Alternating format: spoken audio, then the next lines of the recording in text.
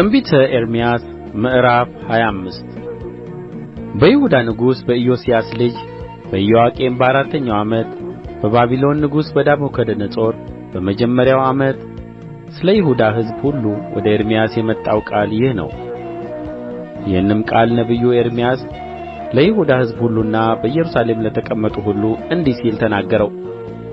ከይሁዳ ንጉሥ ከአሞጽ ልጅ ከኢዮስያስ ከአሥራ ሦስተኛው ዓመት ጀምሮ እስከ ዛሬ ድረስ ባሉት በእነዚያ በሀያ ሦስቱ ዓመታት የእግዚአብሔር ቃል ወደ እኔ መጣ። እኔም ማልጄ ተነሥቼ ተናገርኋቸው፣ ነገር ግን አልሰማችሁም።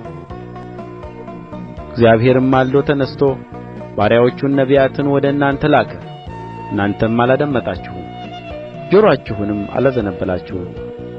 እርሱም ሁላችሁ እናንተ ከክፉ መንገዳችሁና ከሥራችሁ ክፋት ተመለሱ፣ እግዚአብሔርም ከዘላለም ወደ ዘላለም ለእናንተና ለአባቶቻችሁ በሰጠኋችሁ ምድር ተቀመጡ፣ ታመልኩአቸውም ትሰግዱላቸውም ዘንድ ሌሎችን አማልክት አትከተሉ፣ ክፉም እንዳላደርግባችሁ በእጃችሁም ሥራ አታስቈጡኝ አለ። ለእናንተ ጕዳት እንዲሆን በእጃችሁ ሥራ ታስቈጡኝ ዘንድ አልሰማችሁኝም ይላል እግዚአብሔር። ስለዚህ የሠራዊት ጌታ እግዚአብሔር እንዲህ ይላል፣ ቃሌን አልሰማችሁምና እነሆ ልኬ የሰሜንን ወገኖች ሁሉ ባሪያዬንም የባቢሎንን ንጉሥ ናቡከደነፆርን እወስዳለሁ። በዚህችም ምድር በሚቀመጡባትም ሰዎች በዙሪያዋም ባሉ በእነዚህ አሕዛብ ሁሉ ላይ አመጣቸዋለሁ፣ ፈጽሜም አጠፋቸዋለሁ። ለመደነቂያና ለማፍዋጫም ለዘላለምም ባድማ አደርጋቸዋለሁ። ከእነርሱም የእልልታን ድምፅና የደስታን ድምፅ፣ የወንድ ሙሽራን ድምፅ እና የሴት ሙሽራን ድምፅ፣ የወፍጮንም ድምፅ፣ የመብራትንም ብርሃን አስቀራለሁ። ይህችም ምድር ሁሉ ባድማና መደነቂያ ትሆናለች። እነዚህም አሕዛብ ለባቢሎን ንጉሥ 70 ዓመት ይገዛሉ። 70 ዓመትም በተፈጸመ ጊዜ የባቢሎንን ንጉሥ ያንን ሕዝብ ስለ ኃጢአታቸው እቀጣለሁ ይላል እግዚአብሔር። የከለዳውያንንም ምድር ለዘላለም ባድማ አደርጋታለሁ። በእርስዋም ላይ የተናገርሁትን ቃሌን ሁሉ ማለት ኤርምያስ በአሕዛብ ሁሉ ላይ ትንቢት የተናገረውን በዚህች መጽሐፍ የተጻፈውን ሁሉ በዚያች ምድር አመጣለሁ። ብዙ አሕዛብና ታላላቆች ነገሥታት እነርሱን ያስገዙአቸዋል። እኔም እንደ አደራረጋቸውና እንደ እጃቸው ሥራ እከፍላቸዋለሁ። የእስራኤል አምላክ እግዚአብሔር እንዲህ ይለኛል፣ የዚህን ቍጣ የወይን ጠጅ ጽዋ ከእጄ ውሰድ። አንተንም የምሰድድባቸውን አሕዛብን ሁሉ አጠጣቸው። ከምሰድድባቸውም ሰይፍ የተነሣ ይጠጣሉ፣ ይወላገዱማል፣ ያብዳሉ።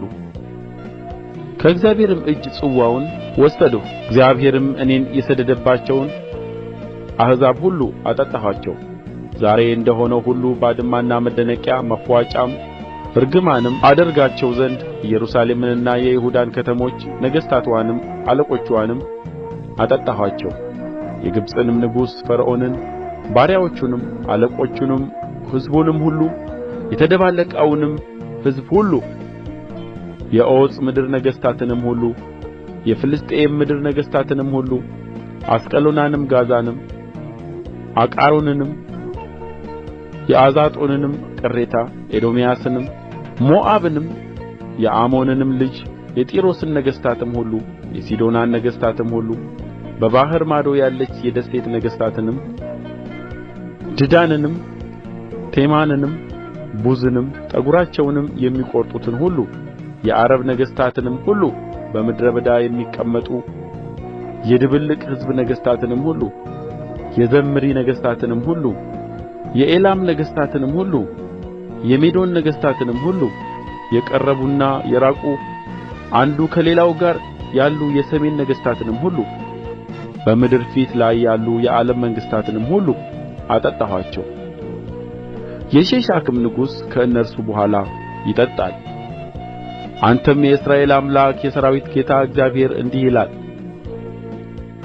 በመካከላችሁ ከምሰድደው ሰይፍ የተነሣ ጠጡ፣ ስከሩ፣ አስታውኩም፣ ውደቁም፣ ከእንግዲህ ወዲህ አትነሡም በላቸው። ይጠጡም ዘንድ ጽዋን ከእጅህ ለመቀበል እንቢ ቢሉ የሠራዊት ጌታ እግዚአብሔር እንዲህ ይላል ፈጽማችሁ ትጠጣላችሁ በላቸው። እነሆ ስሜ የተጠራባትን ከተማ አስጨንቃት ዘንድ እጀምራለሁ። በውኑ እናንተ ያልተቀጣችሁ ትሆናላችሁን?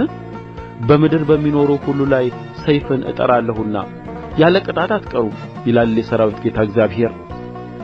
ስለዚህ ይህን ቃል ሁሉ ትንቢት ትናገርባቸዋለህ፣ እንዲህም ትላቸዋለህ፣ እግዚአብሔር በላይ ሆኖ ይጮኻል፣ በቅዱስ ማደሪያውም ሆኖ ድምፁን ያሰማል። በበረቱም ላይ እጅግ ይጮኻል፣ ወይንም እንደሚጠምቁ በምድር በሚኖሩ ሁሉ ላይ ይጮኻል። እግዚአብሔር ከአሕዛብ ጋር ክርክር አለውና ድምፅ እስከ ምድር ዳርቻ ድረስ ይደርሳል። ከሥጋ ለባሽ ሁሉ ጋር ይፈርዳል፣ ኃጢአተኞችንም ለሰይፍ አሳልፎ ይሰጣል ይላል እግዚአብሔር። የሠራዊት ጌታ እግዚአብሔር እንዲህ ይላል እነሆ ክፉ ነገር ከሕዝብ ወደ ሕዝብ ይወጣል፣ ጽኑም ዐውሎ ነፋስ ከምድር ዳርቻ ይነሣል። በዚያም ቀን የእግዚአብሔር ጉዳዮች ከምድር ዳር ጀምሮ እስከ ምድር ዳር ድረስ ይሆናሉ፣ አይለቀስላቸውም። በምድር ሁሉ ላይ እንደ ጕድፍ ይሆናሉ እንጂ አይከማቹም አይቀበሩምም። ትታረዱና ትበተኑ ዘንድ ቀናችሁ ደርሶአልና እንደ ተወደደም የሸክላ ዕቃ ትወድቃላችሁና። እናንተ እረኞች አልቅሱ ጩኹም፣ እናንተ የመንጋ አውራዎች በአመድ ውስጥ ተንከባለሉ። ሽሽትም ከእረኞች ማምለጥም ከመንጋ አውራዎች ይጠፋል። እግዚአብሔር ማሰማርያቸውን አጥፍቶአልና የእረኞች ጩኸት ድምፅ የመንጋ አውራዎችም ልቅሶ ሆኖአል። ከእግዚአብሔር ጽኑ ቍጣ የተነሣ የሰላም በረት ፈርሶአል፣ እንደ አንበሳ መደቡን ለቅቆአል። ከአስጨናቂውም ሰይፍና ከጽኑ ቍጣው የተነሣ ምድራቸው ባድማ ሆናለችና።